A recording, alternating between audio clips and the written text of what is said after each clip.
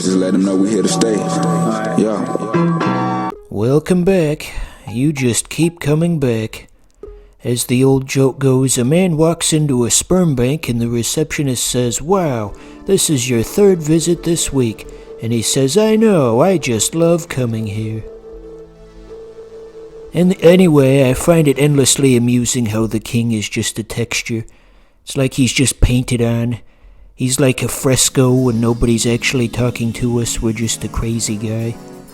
Perhaps this game all takes place in the imagination of like a crazed hobo or something, and at the end they're gonna have a big reveal. They're gonna zoom out the camera on this game to show that this was just like a Louis C.K. looking homeless person explaining the plot to Tobal 2 to some sewer rats. It was all a dream or whatever. We're gonna slide our way to victory. Have we visited the shopkeeper yet? You can actually play as the shopkeeper later in the game. It's not an exaggeration to say that literally everything in this game is playable. Although I don't know how to unlock the shopkeeper necessarily, I've just seen videos of it. If I had to guess, I think you have to beat one of the dungeons with a purple crystal just in your back pocket, and then you can pull it out in the overworld and huck it at him, and there you go, you've successfully kidnapped a man, and you can force him to fight people. What the hell kind of Fight Club shit is this? Oh yeah, so now that Meatwad's gone, I guess I can acknowledge, it's just, I made a slight mistake while I was filming this, so, pay no attention to that Meatwad behind the curtain. Hardy har. So, let's address the obvious question on everybody's mind. Didn't we see this already? Didn't we do this gameplay-wise? What are you trying to pull here, showing us the same thing all over again? Is this just like that movie with Bill Murray where he just lives the same day over and over again and he only gets to break free when he has sex with that lady? Is that what this is? Are we forced to watch the same Let's Play episode over and over again until I can get laid? But no, I'm intentionally... None of that's true, viewer. I'm intentionally doing the dungeon again, A, because we're on different difficulty, and B, we've got a cool new character who can show off different moves. We've got a cool robot. B boo boo bop boo boo bop. Yeah. I'd say that's enough of a justification to start over. Wouldn't you agree, viewer?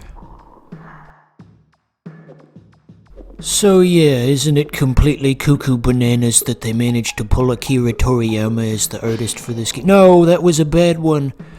The red ones are statistically bad more often than they're good.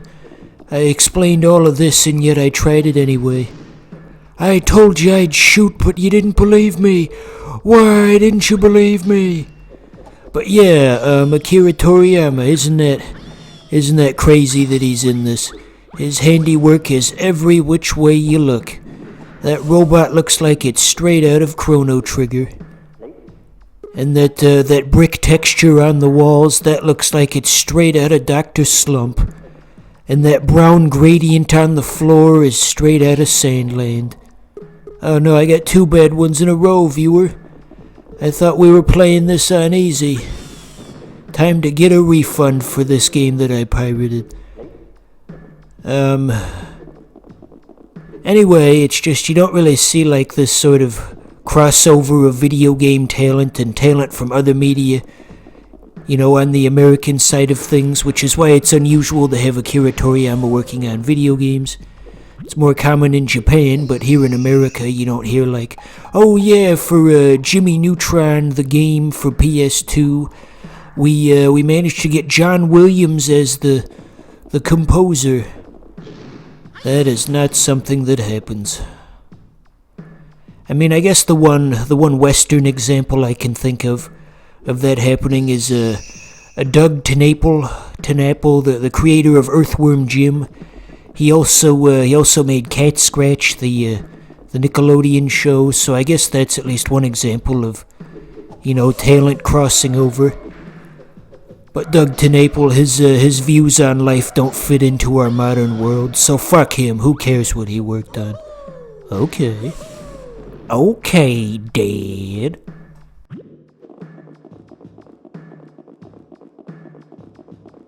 Anyway, so with all this talk of Tobal number 2, I guess we haven't said anything about Tobal number 1 yet. Which makes sense since that isn't the game we're playing. But let's at least mention that Tobal number 1 actually sold pretty well, believe it or not. But not because of the game itself, there was a trick, you see. Tobal number 1, it included a demo disc for Final Fantasy VII, and so everybody bought Tobal number 1 just so that they could play the demo disc.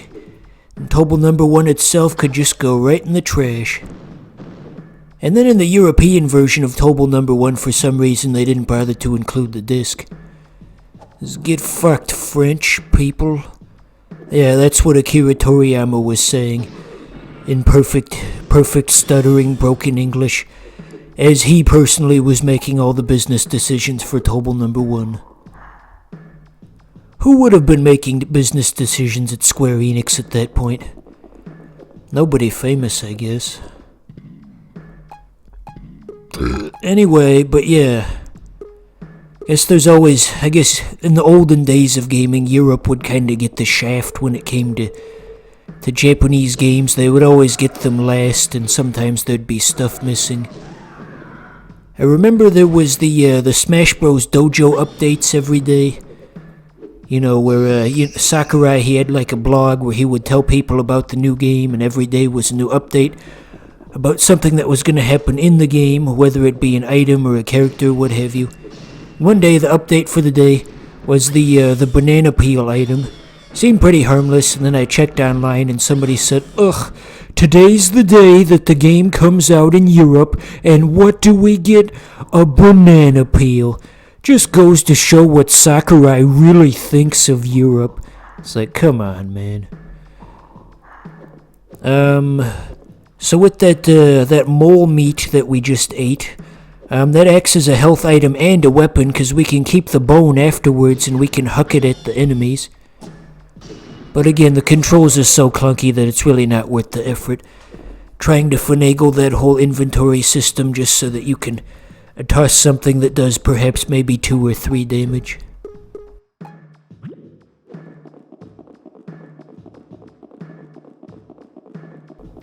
So anyway, just completing my thought about how they had the demo disc for Final Fantasy VII. I was just thinking, remember demo discs?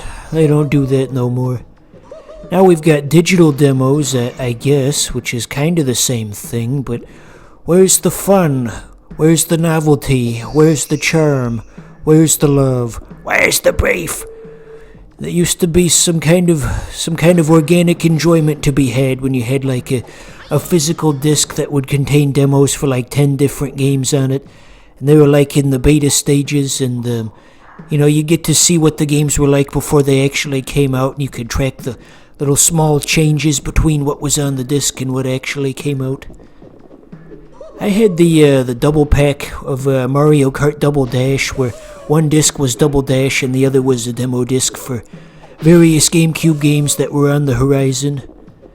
And let's be honest, there really wasn't a whole lot to pick from on the GameCube in 2003. The games on that disc were a little sad. They had like a TMNT beat 'em up, and it was really annoying because the characters would say a line with every single move they did. That's not an exaggeration. Picture a beat 'em up where every time a character does a punch or a kick, they throw a line. They say a line. It's like, ugh. I don't even know what to say about this.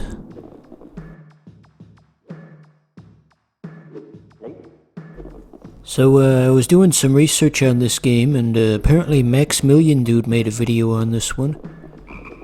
Always kind of annoys me to a slight extent when I find a cool thing only to discover that some other fuckhead already made videos about it. It's like, no, this is my thing. Go do something else. Go back to making a new fighting game video every 12 hours.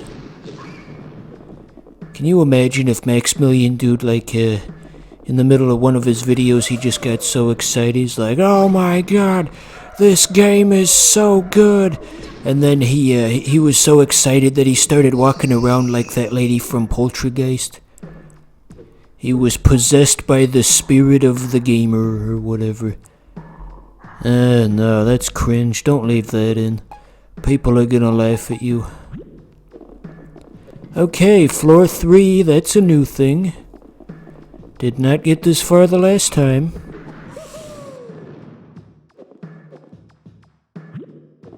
So I heard a theory about this. Fuck. How are we supposed to tell the good items and the bad items apart?